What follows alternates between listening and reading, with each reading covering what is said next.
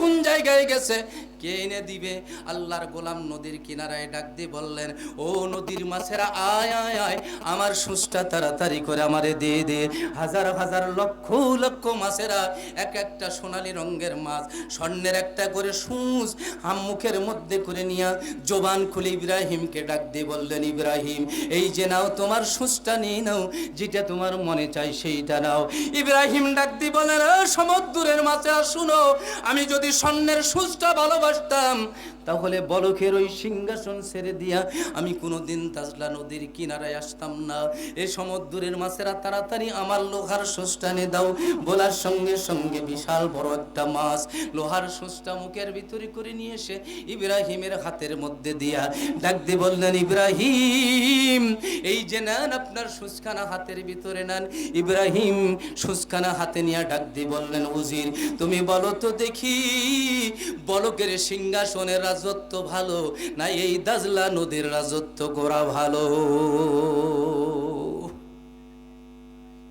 উজির চোখের পানি ছেড়ে দিয়ে ডাক দিয়ে বললেন, হুজুর আমি জানি আপনি আর কোনোদিন বলকের সিংহাসনে যাবেন না।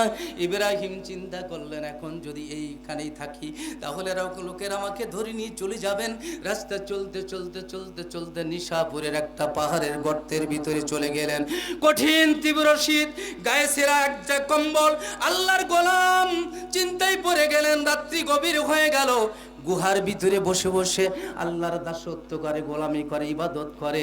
আল্লাহরে ডাক দিয়ে বললেন, আল্লাহ এই মাঘ মাস এই কঠিন শীতের ভিতরে যদি তুমি আমাকে এই কঠিন প্রখর শীতের ভিতরে একটু গরমের ব্যবস্থা করে দিতে তাহলে আমার জন্য ভালো হয়ে যেত। আল্লাহর বান্দার পিছের দিকে কে যেন ফুসফুস করে একটা বাতাস ছেড়ে দেয়। গোটা গুহাটা যখন গরম হয়ে গেল, সারাটা রাত ধরে ইবাদত করলেন।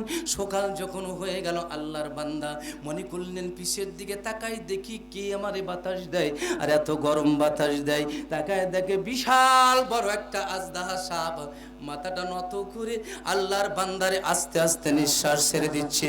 সাপের নিঃশ্বাস কিন্তু গরম। আল্লাহর গোলাম চোখের পানি ছেড়ে দিয়ে ডাক দিয়ে বলে, আল্লাহ আমি চেয়েছিলাম তোমার কাছে গরম আবহাওয়া। আল্লাহকে ডাক দিয়ে বলে, আল্লাহ তুমি সাপ দিয়ে আমারে পরীক্ষা করলা।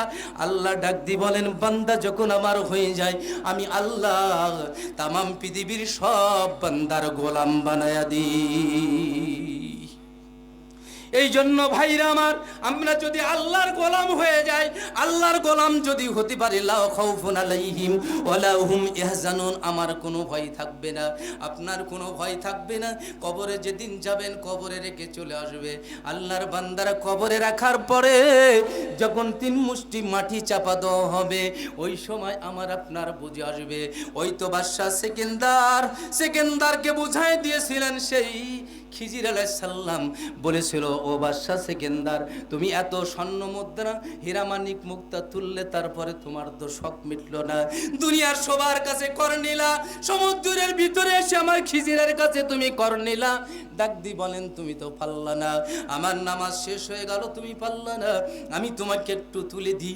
এই বলে এক খামসা দিয়ে ধরলেন। ধরার পরে বললেন, মিনহা খলাকনাকুম, এক মুষ্টি দিয়ে দিলেন। 3 ভাগের 1 ভাগ তুলো পূরণ হয়ে গেল। দ্বিতীয় মুষ্টি বললেন, অফিহা নয় দুকুম, বলার সঙ্গে সঙ্গে 2 ভাগ পূরণ হয়ে গেল। তৃতীয় মিষ্টি যখন দিলেন, এইবারে বললেন, অমিনহা নুখরিজুকুম তারাতান উখরা, বলার সঙ্গে সঙ্গে থলেটা ভর্তি হয়ে গেল। ডাক দিয়ে বলেন, শাহ সেকেন্দার শুনো, এই 3 মুষ্টি মাটি যখন তোমার মুখের উপরে পড়ে যাবে, দুনিয়ার সব স্বাদ তোমার বন্ধ হয়ে যাবে। ভাইরা আমার, ও বন্ধু, এমন একটা দিন চলে আসবে যেদিন আমার আপনার মুখের উপরে মাটি দেওয়া হবে। ছেলে কাঁদবে, মেয়ে কাঁদবে, আত্মীয় কাঁদবে, স্বজন কাঁদবে। ভাইরা আমার, আমাকে আমার লাশখানা আমার সন্তানের কাঁধের উপরে দিবে। জামাই বিদেশ আছে, যদি দেশে আসার পরে আমি মরে যাই, জানাজার নামাজ পড়ায় বলবে শ্বশুরের লাশটা কাঁদেনি।